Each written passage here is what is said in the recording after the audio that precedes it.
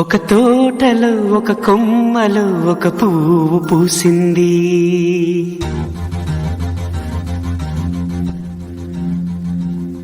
మహారాణిలా మహాలక్ష్మిలా ఆ పువ్వు నవ్వింది.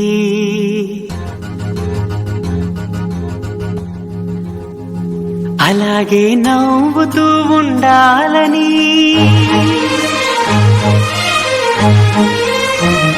అలాగే నవ్వుతూ ఉండాలని నింగి నేల వాగు వంక చెట్టు చేమ గువగూడు ఆశీర్వదించాయి.